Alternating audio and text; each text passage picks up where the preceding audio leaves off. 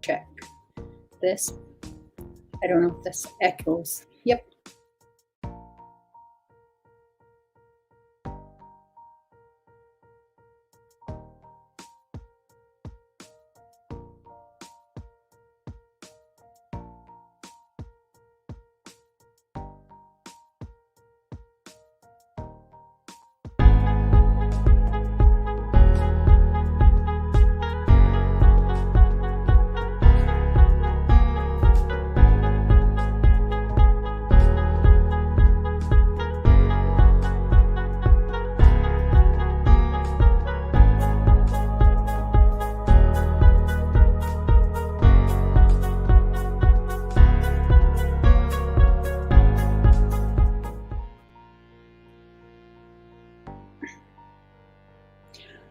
Hello, my name is LaDawn. Welcome to our podcast. Welcome to the podcast today. Thank you for joining us. We are here at the Health and Human Service Building, and this month we're going to talk a little bit about our heart health, since it's Heart Health Month. So we're going to go ahead and get started. I put together this presentation in a two-part series.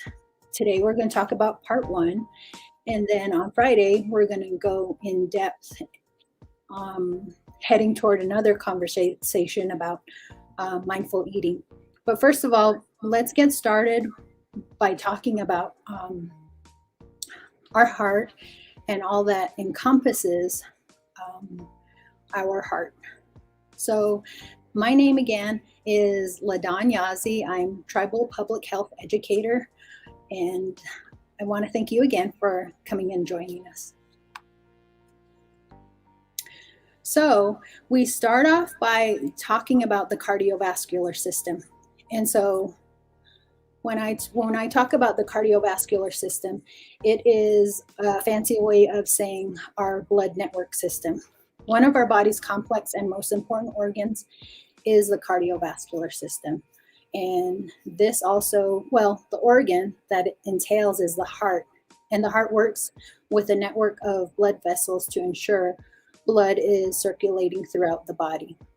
So weighing less than a pound and about the size of an adult's clenched fist, the organ will receive blood from the body and send it to the lungs and the rest of the body.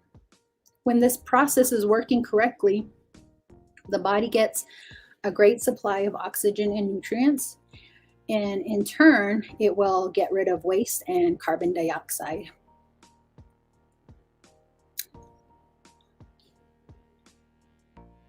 Change. There we go. So, when looking at the functions of a normal heart, there are 4 chambers separated by heart valves. These heart valves make sure the blood is continuously flowing in the right direction.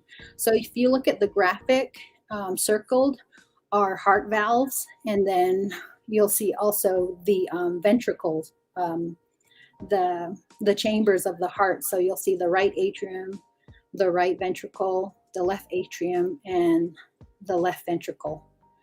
Another special system I want to mention is called the cardiac conduction system. It controls the rate and the rhythm of the heartbeat, and as it travels, it contracts and pumps blood. Your body will control heart rate and blood pressure from signals of the body's nervous system and hormones throughout the day. These signals will change. So if you're exercising, the signal will send oxygen for the muscles and will cause the heart to beat faster.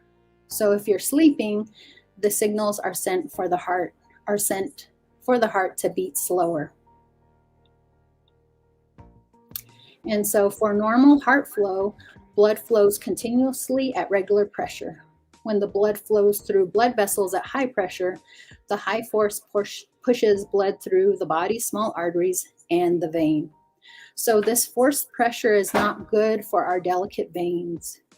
It can cause hypertension and high blood pressure if it's not properly regulated. It is important to control and really lower your blood pressure. one of the ways that we've been talking about and sharing little bits of information is ways to lower blood pressure, and that is adopting a healthy lifestyle. This means eating heart healthy foods, exercising, and taking medication if it's necessary.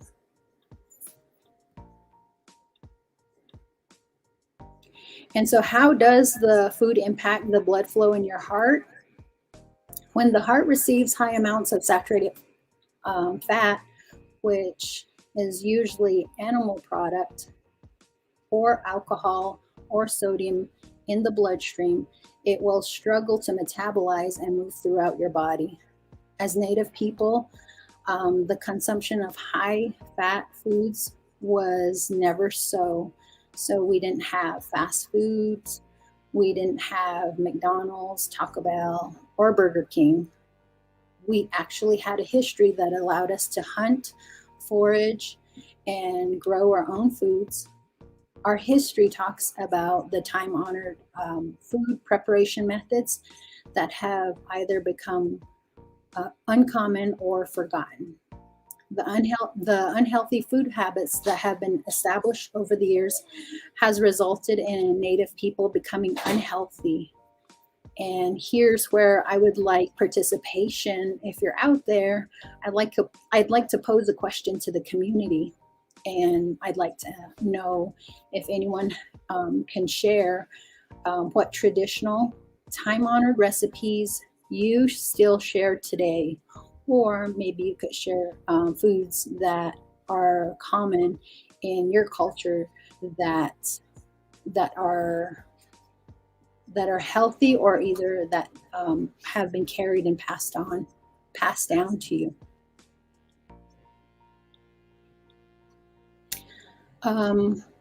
What are heart health concerns in Native Americans? So, in a report, the American Heart Association found risk factors and interventions that aim to reduce the risk of cardiovascular disease in Native Americans. The research found that a person's age, makeup, or sexual makeup, diabetes status, low density lipoprotein or cholesterol, hypertension, smoking, and obesity status could predict the risk of having coronary heart disease. The main cause of the irregularly high rate of heart disease in Native Americans was caused by the negative effects of diabetes. And so, as mentioned in the February's bulletin, simple skills Sana Delfonso can do to consider improving heart health. I wrote that and found that diabetes is common in those individuals or Native Americans from the Southwest United States. So this is all across the board nationwide. And it will affect 72% of Native women between the ages of 45 and 74 years old. And it will also impact 65% of Native men between the same age range. And so now we will go into an invasive explanation about how fat is metabolized in the body. Here's a graphic. Actually, I'm really just kidding. This is just a graphic that shows how difficult the process is to metabolize the fats, the cholesterols in your body. And so instead of going through this entire explanation, we're going to touch a little bit on low density lipoprotein and high density lipoprotein and the differences that entail those particular fats. So we start by looking at low density lipoprotein, or LDL. It's been identified as bad cholesterol because it leads to deposits of plaque in blood vessels. Some cholesterol comes from the food that we eat, and this cholesterol is not dissolvable in the blood. When this happens, it collects on the walls of blood vessels, and in very high amounts, it will deposit on the inner walls of the arteries. LDL is a risk factor for artery disease. This disease increases our chances of having a heart attack or having a stroke. LDL cholesterol is an important factor to control for those Native Americans, and it will cause coronary heart disease.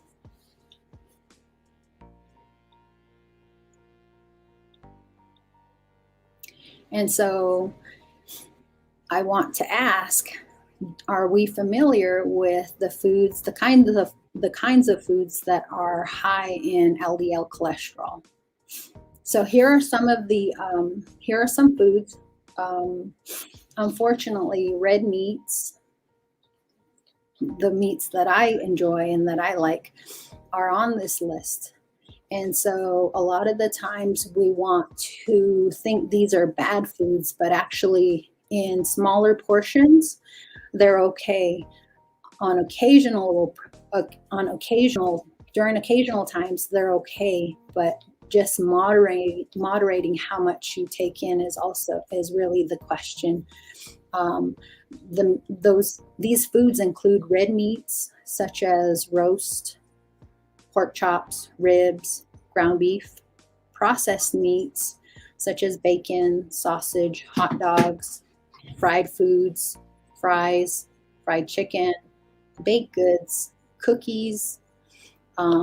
These are baked goods that are really shelf stable, cakes, donuts, and then full fat dairy, which are whole milk, butter, full fat yogurt, and cheeses. So these items are actually high in cholesterol. So we want to be cautious of how much we take in to our body. And so here is an important takeaway when talking about our body.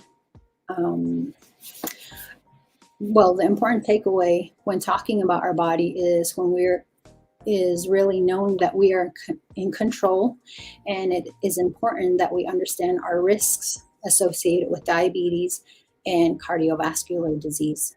If we think about fat, we know some types of fat like shortening and butter, which are types of cholesterols. They're not dissolvable in water, and therefore they are resistant to water, and then they're also resistant to our cell walls. We show how cholesterol can be beneficial or damaging to our body. The graphic here from the top shows how, at the very top shows an artery wall under normal pressure. The second image shows an artery wall with some narrowing and cholesterol buildup. The bottom image shows an artery wall with plaque buildup, which will lead to increased blood pressure. So the explanation here is what I wanted to share was what I learned was that a lot of sugars actually are also impacting how your veins are pumping blood. So what happens is as blood's flowing, or blood with high amounts of sugar, what happens is that sugar will nick parts of your veins and cause damage. And so what happens is that plaque will go in there and stick to those veins, causing the plaque buildup. So all different foods in high amounts will really cause problems. So here we're going to talk about high density lipoprotein. This is identified as the good fat. So what happens is HDL takes LDL to your liver, where it flushes out of your body, providing protection against heart attacks and stroke. With high amounts of HDL in the blood, it will reduce the risk of artery disease. LDL transports cholesterol from your liver through the body. HDL is a kind of vacuum cleaner, and it returns excess cholesterol to the liver to be broken down. So in the previous slide, there was a cartoon graphic at the bottom. And here you can see how, let's see, did I get this wrong? Whoops, hold on. So here we see HDL moving the, HDL is helping your veins. It's taking that cholesterol out of your body. The graphic at the top shows how maybe a hamburger is consumed. It goes to your intestines, and then it gets filtered through your veins. And so it takes this process of where it will move toward the liver, and HDL will actually excrete. You eliminate that HDL. So that's the part that's the helper. And we'll talk about types of foods that are high in HDL cholesterol, which are good for you. So, So high LDL cholesterol increases your chance of heart issues, high LDL cholesterol increases your chance of heart issues. Medication can help improve your cholesterol, but actually it's really up to an individual to make these choices to lower high LDL cholesterol. So things to consider are to quit tobacco, quit smoking, decrease your weight, maintain weight, reduce your alcohol intake, increase physical activity on most days of the week, and increase and include heart healthy food by adjusting food related behaviors.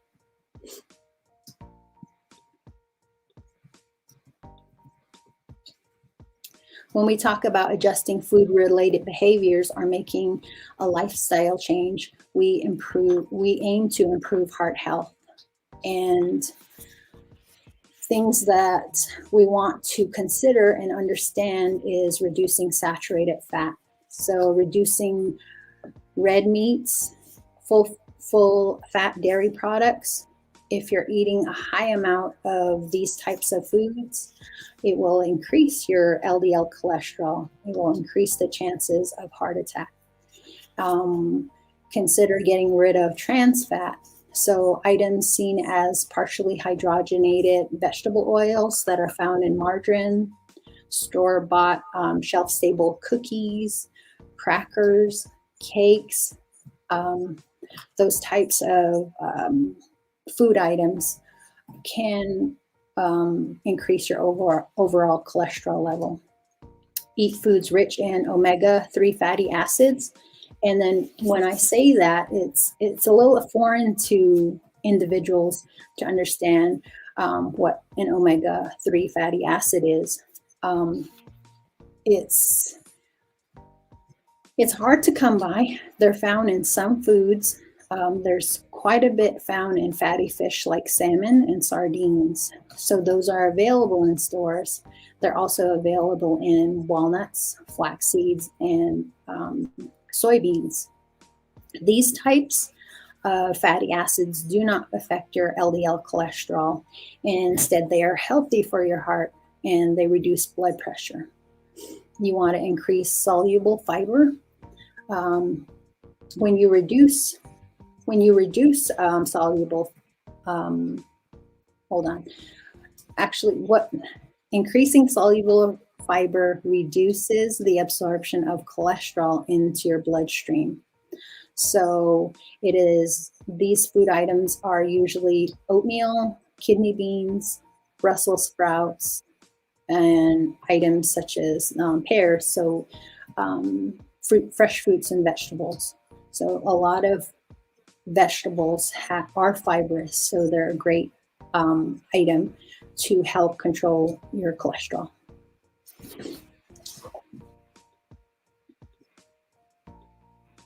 Lastly, we're wrapping up. And so I would like to know, if you have any questions, you're welcome to email me, but you're also welcome to include comments in the chat. But that's pretty much it. That's all I have for this week's or today's podcast. And so a lot of the information I talked about is the part one of what we're going to go into on Friday. On Friday, we're going to talk a little about mindful eating. I find that as a nutrition professional, it's really easy to provide this information and tell you, okay, it's up to you. You can do this, you can eat this, or you can eat this. These are your choices. But it's really also up to the individual self-education, going through the podcast again and kind of considering those questions. It's continuous education also on the individual's part. So that's the message I would like to leave here. I would like to also know if you have any questions. You're welcome to email me. You're welcome to stop by the Health and Human Services so we can have, chat. But that's all I have for today. So I hope you have a great day.